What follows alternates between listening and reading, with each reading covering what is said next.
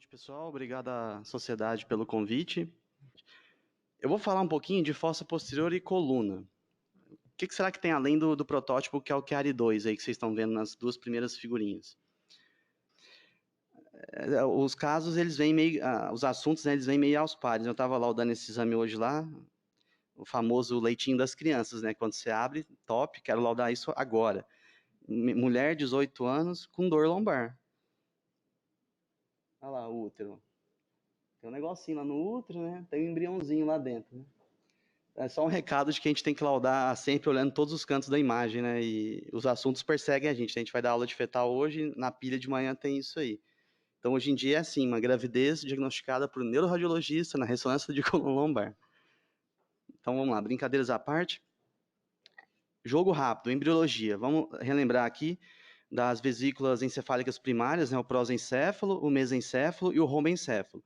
O prosencéfalo vai dar origem ao telencéfalo, que vai dar origem aos hemisférios ventrículos, também ao diencéfalo, que é os tálamos e o terceiro ventrículo, o mesencéfalo ao mesencéfalo, né, aqueduto, metencéfalo, ponte e cerebelo, e a parte cranial do quarto ventrículo, e o mielencéfalo, o bulbo e a parte caudal do rombencéfalo, do quarto ventrículo.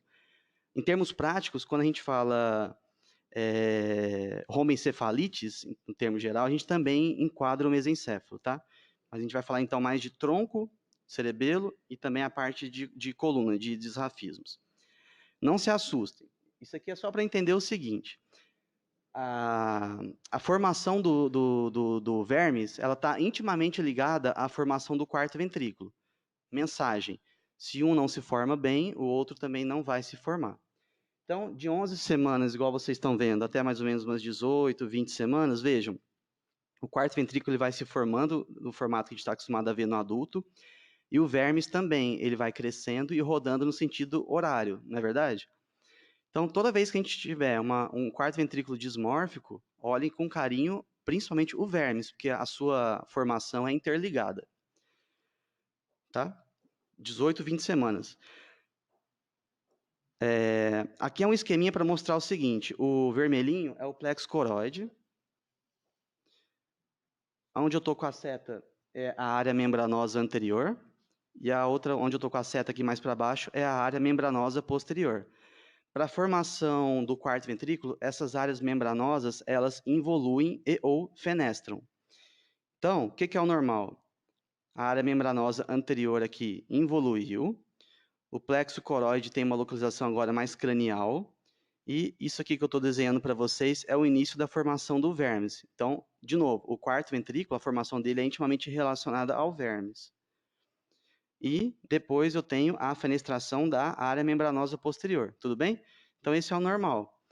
E variações nessas involuções dessas áreas membranosas vão originar aquele espectro de malformações císticas da fossa posterior que a gente está acostumado. Então, esse exemplo de baixo é o espectro mais grave, em que eu não tenho involução nem da área membranosa anterior, nem da posterior. Com isso, o vermes não vai se formar adequadamente, ele vai ficar rodado no sentido anti-horário, que é o que todo mundo conhece como Dandy Walker. Fica mais fácil entender assim, não fica? Do que decorar cisto, fossa posterior grande, vermes rodado. Porque da onde vem tudo isso, né? É dessa embriologia prática que a gente está mostrando para vocês. Tudo bem? Então,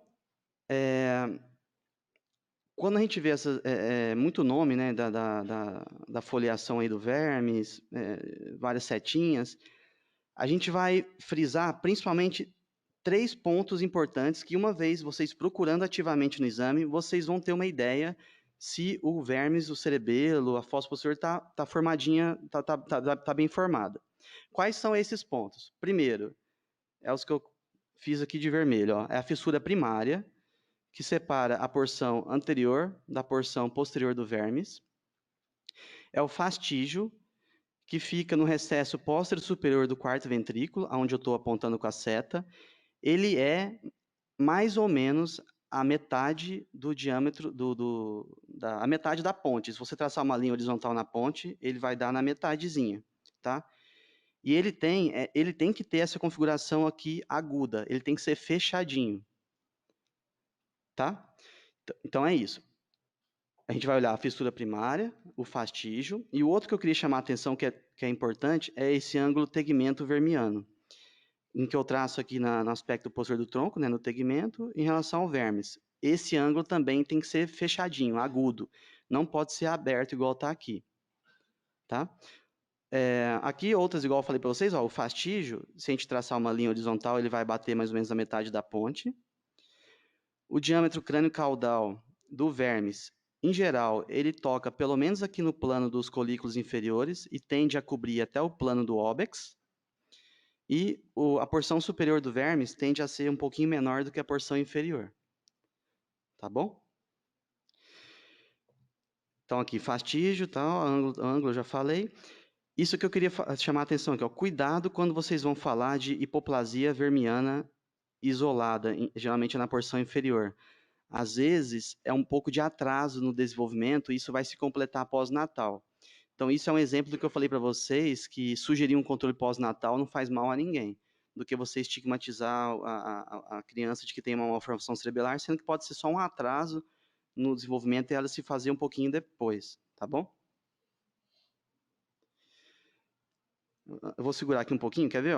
Para tentar ficar mais intuitivo.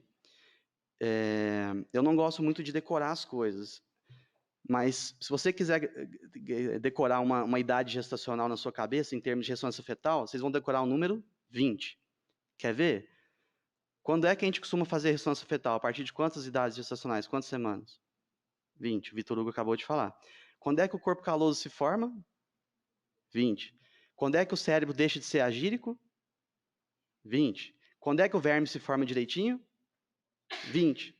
Então, com isso na cabeça, vocês já têm uma noção de o que procurar mais ou menos em cada idade gestacional, sabendo as limitações do que você vai procurar antes disso. Por isso que não se faz o exame muito antes, porque as estruturas não vão ter uma resolução espacial muito boa, o ultrassom tem o seu papel demais nessa fase. Tá bem? Quando a gente coloca esses quadros de cada idade gestacional para vocês verem, não é para ninguém decorar. Não precisa decorar nada.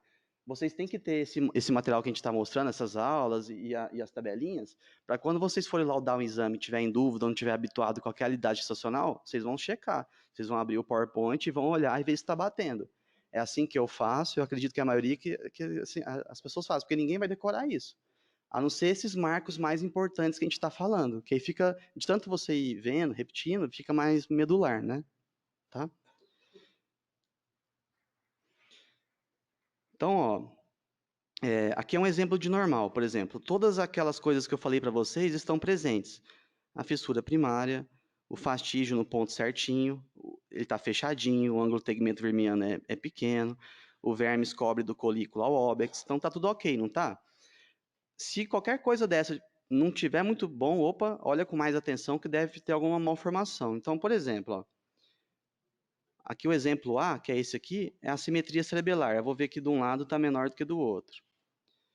Aqui é um exemplo clássico de megasterna magra, né? Todas as relações estão respeitadas, mas o líquor está aumentado aqui retro e infracerebelar, então é uma megasterna magra. De novo, esse exemplo é um vermes mal formado, não é? O ângulo tegmento vermiano está aberto, o fastígio ele não está tão fechadinho, ele já está com um ângulo maior, o vermes ele está rodado no sentido anti-horário. Então, no início, você pode não saber qual é o diagnóstico, mas você tem que olhar e ver que está errado. E aí você procura o que pode ser, junta com todas as malformações que a gente está vendo e chega no diagnóstico melhor. Esse exemplo D também é um vermes que não está normal. É mais sutil que o exemplo anterior, mas também não está normal, né? Está um pouquinho rodado anti-horário, o fastígio está aberto, o ângulo tegmento vermiano também aumentou. Então, lembre-se desses pontos reconhecíveis que as alterações vão passar de uma maneira mais difícil, a gente vai conseguir detectar mais fácil. Tá? Aqui também é mais sutil, mas isso tudo tem tabelas mostrando, né? Aqui é um cerebelo hipoplásico cuja distância transversa aqui está reduzida, tá bom? Então, esses conceitos de malformações císticas de fossa posterior, a gente aprende quando a gente está estudando encéfalo pós-natal, né? Mas são os mesmos de quando a gente está estudando fetal. Todo esse espectro que vocês estão vendo, nada mais é do que o que deu errado naquela embriologia que a gente falou, das áreas membranosas, do vermes, do quarto ventrículo, tá? Só que mostrando, a gente tende não mais a chamar variante ou espectro Dandy-Walker. Ou é malformação de Dandy-Walker clássica, ou não é. Então, a clássica, vermes hipoplástico rodado anti-horário, tórcula elevada, fosso posterior grande, cisto infra e retrocerebelar. Em não sendo isso, vai ficar descritivo. É um vermes mal rodado, hipoplástico, blá, blá, blá. Evitem mais usar o termo variante ou espectro Dandy-Walker, tá bom? É malformação ou não é. E as outras, né? A megasterna magna e o cisto aracnoide, que pode ser comunicante quando eu faço o estudo de fluxo e tem turbilhonamento, ou não comunicante. Tudo bem? Outros exemplos de padrões que a gente pode reconhecer desde a ressonância fetal. Quando o padrão aqui dos hemisférios do verme está esquisito, não está? Não tem foliação direito, está fundido na linha média. Como é que chama isso? Vocês lembram? Homencefalosinapse, isso, que nada mais é de que a genesia do vermes com fusão dos hemisférios na linha média. Dica, toda vez que vocês virem uma homencefalosinapse, ela pode ser isolada ou sindrômica. Em sendo sindrômica, qual a síndrome mais comum geralmente associada? Gomes Lopes Hernandes, perfeito. Parece personagem do Chaves, mas é assim. E qual que é a dica, né? Geralmente tem alopecia frontoparietal, ventriculomegalia, estenose de aqueduto, tudo bem? Então, homencefalosinapse. Não confundam com, por exemplo, o oposto, que é quando tem uma fenda vertical mediana. Não tem fusão, não tem a formação adequada do verme, fica uma fenda. Essa aqui se chama homencefalosquise, né? Então, associado a isso, eu ainda tenho o espessamento, horizontalização e aspecto paralelo dos pedúnculos cerebelares superiores, porque não houve decussação das suas fibras, configurando aspecto em dente molar, né? O clássico é o espectro de Joubert, né? E desordens relacionadas, tá bom? E esse é o clássico que eu falei para vocês no slide anterior. Alguém tem dúvida que essa é uma malformação de Dandy-Walker? Né? Esse é um exemplo que eu acho legal de colocar aqui para vocês verem, que pode confundir, e de novo eu enfatizo a importância de um controle pós-natal. Esse caso, esse aqui de cima, o A e o B, ele foi interpretado como uma persistência cística da bolsa de Blake, que durante aquela embriologia, o que é? É a ausência de fenestração da área membranosa posterior, aí não formam os forames de margem D, não é verdade? Aí os forames de Lúcica às vezes não compensam a drenagem licórica e tem ventriculomegalia supratentorial. Aí vejo que uma semana depois está tudo normal. O vermes rodou normal, cresceu. Então, esse é um exemplo que eu falei para vocês de uma rotação atrasada, um desenvolvimento atrasado. Tá? Percebam que está bem naquele limite que a gente memorizou de 20 semanas. Então, cuidado com avaliações, cravar os diagnósticos assim em idades estacionais limítrofes. Dá um tempinho, às vezes está só atrasado. Né? A dica que o artigo coloca aqui é você prestar atenção onde estão as setinhas pretas aqui. Tá vendo essas duas estruturas aqui e aqui também? Que é a foliação da tenda cerebelar, que está presente, ou seja, não tem nenhum cisto aqui, nada mais é que um espaço licórico amplo com as foliações da tenda. Esse é um outro exemplo da mesma coisa que a gente acabou de conversar. Foi dado um Blake, ou poderia ter saído como uma variante, né, antiga de Dandy-Walker. De novo, a presença dessas estruturas aqui que eu estou falando para vocês, que é os folhetos da tenda, e no exame pós-natal de controle está normal, ok?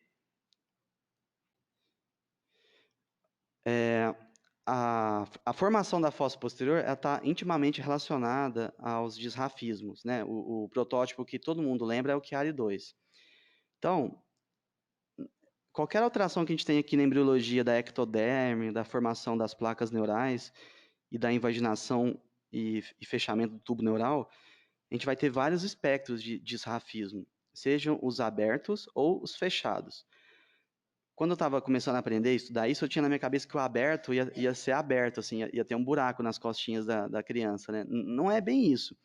Pode ver que não tem nenhum buraco aqui, mas não tem uma pele normal, é uma pele displásica, é uma zona que eles chamam de membrana epitelial toda dismórfica, com líquor babando aqui, né, que se exteriorizando, e o placóide aderido. Então é isso que vocês têm que ter na cabeça, é um desrafismo espinhal aberto. O fechado não, ele é totalmente recoberto por pele íntegra, não é aquela membrana displástica que eu acabei de mostrar, e os estigmas cutâneos são os mais variados possíveis, lipoma, hemangioma, tufo capilar, tudo bem? Esse é o espectro do exame de fetal que vocês vão ver disparadamente, é você detectar um Chiari 2. O ultrassonografista já viu isso e vai pedir esse exame como complemento, porque a gente consegue, às vezes, dar mais informações em relação a outras malformações associadas do Chiari 2, tanto encefálicas, quanto algumas informações que o cirurgião gosta de saber, que é quanto tem de agenesia aqui do fechamento dos platôs do muro posterior, né, da espinha bífida, qual a dimensão do saco herniário em vários planos, tudo isso para ele poder programar melhor a cirurgia, né?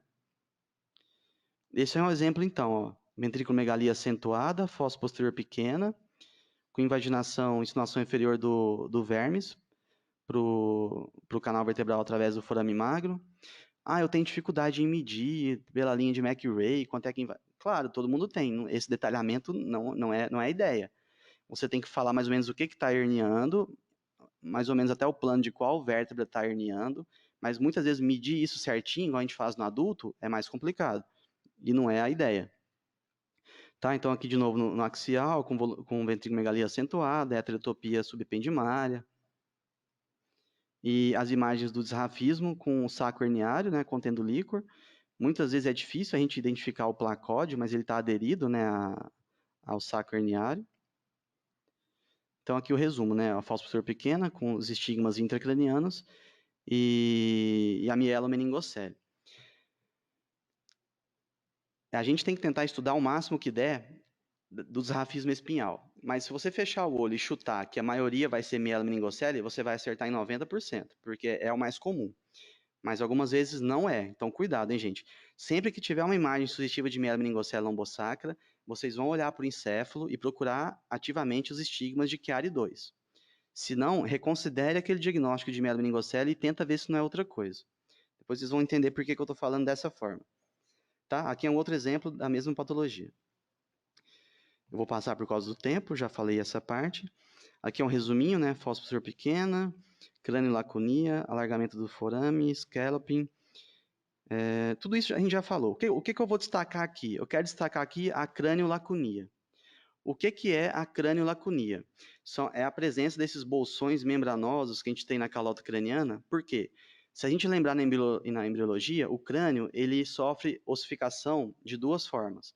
A ossificação da calota ela é membranosa, à custa desses bolsões que eu estou mostrando para vocês de colágeno, e a ossificação da base do crânio ela é endocondral. Então aqui eu estou mostrando para vocês a ausência de uma ossificação membranosa adequada da calota craniana, que faz persistir esses buracos na calota, que é o que a gente chama de craniolaconia. Tudo bem?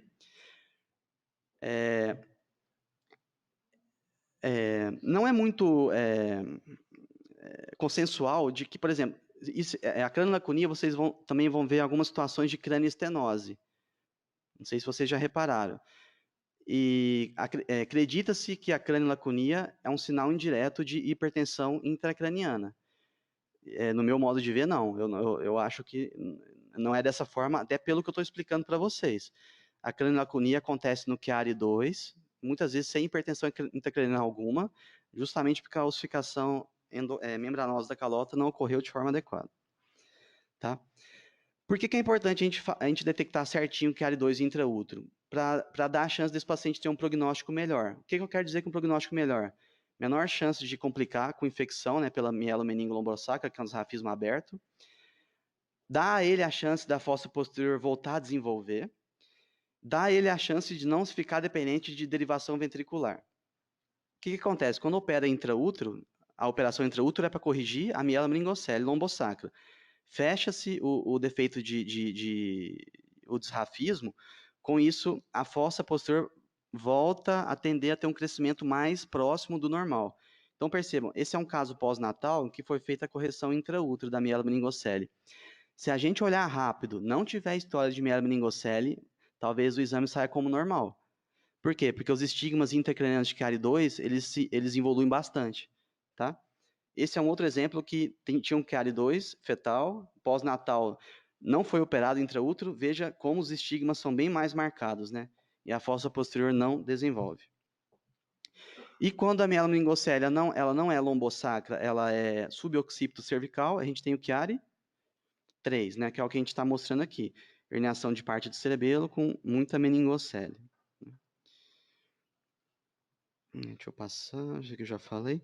Só um conceito nesse grupo que a gente está estudando de fossa posterior coluna, que é o conceito de ineencefalia. Porque quando tem essa marcada retroflexão da cabeça e uma fibrose, uma retração da transição occipito-vertebral, tá bom? Chama ineencefalia. Tá bem? Se eu passei, eu peço desculpa, mas tá dentro do escopo do que a gente tinha combinado. Então é isso, gente. O que vocês têm que memorizar mais da aula, talvez seja o que eu falei do início de dicas práticas, tá? Que eu acho que isso vale para tudo. Se vocês quiserem a aula depois, posso passar, não tem problema, vai estar disponível no site, nas redes sociais. Não hesitem em tirar as dúvidas, fiquem à vontade para perguntar para mim, para o Vitor, para o Tomás, tá? Então, a gente está aqui para isso, tá bom? Obrigado.